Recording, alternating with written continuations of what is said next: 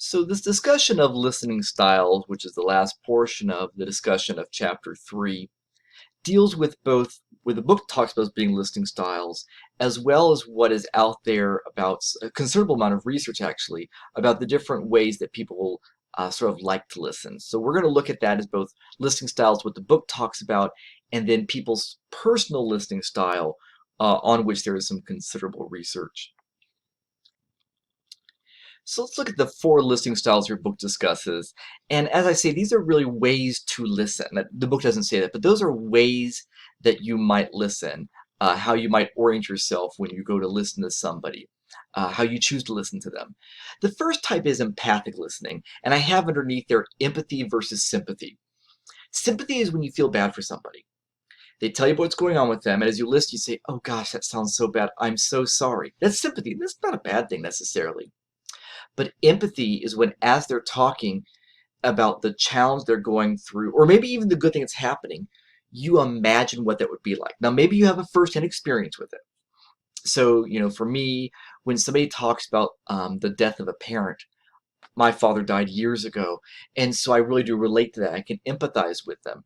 But there are other experiences I haven't had, but I just imagine, and I can feel it, right? That's empathy. Empathetic listening, by the way, actually, I could call it empathetic listening. It's actually empathic, excuse me. Empathic listening, by the way, can be physically draining. Research tells us even, and also personal experience, that if you're listening to somebody about their experiences and you're really trying to just imagine it happening to you, it can become physically draining to be experiencing it. So anyway, but that's empathic listening. So it's really listening to experience what they're experiencing, just imagining what they're going through and what that would be like. That's empathic listening. Polite listening is sort of your standard good listening.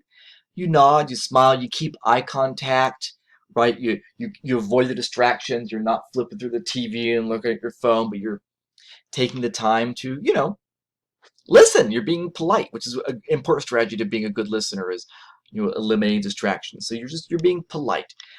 Some empathy, like, oh, that sounds bad, or oh, I can see how that would be a problem. Maybe not hugely empathic, but those just being polite. You're being a good listener. It's your basic good listening. The next we have is critical. And critical listening we might think of as being sort of like a skill known as reason skepticism.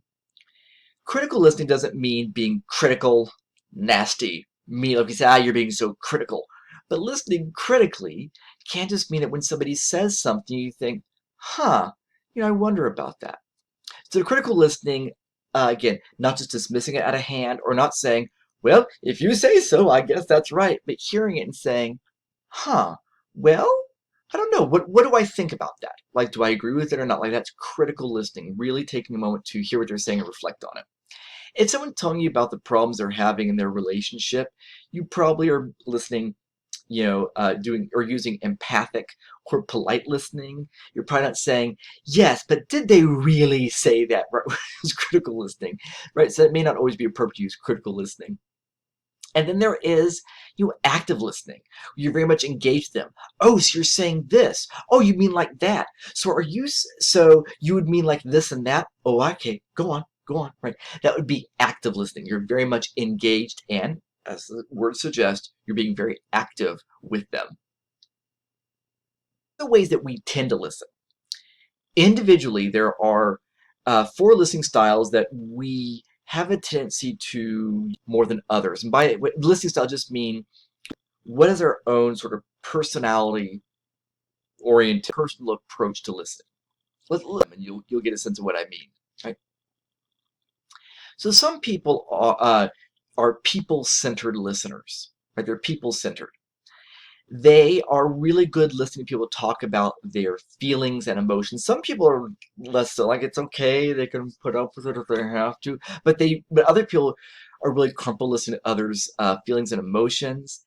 They try to empathize. They want to share in their personal interests with them. So some people, when they listen, they're very people-centered. They're very much about connecting with the individual. Those sort of people who just they're just as you talk to them about what's going on with you, they're just like feeling it with you. Those people are people-centered listeners, right?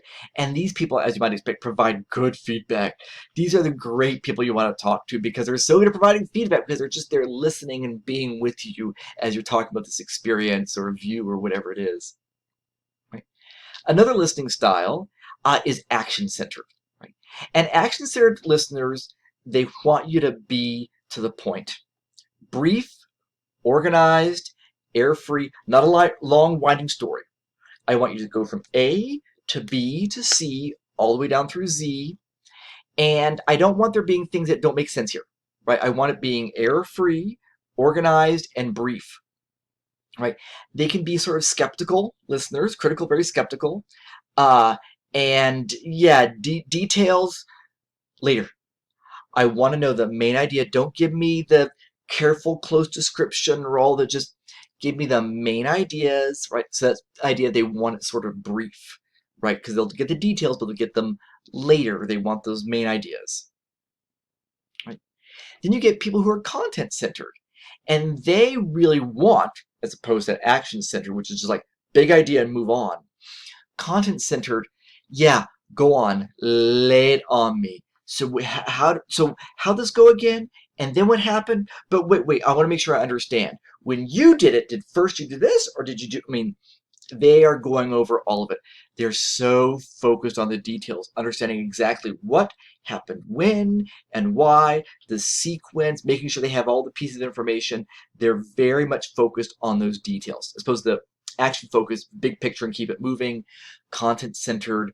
They really want to know the details of what you're talking about.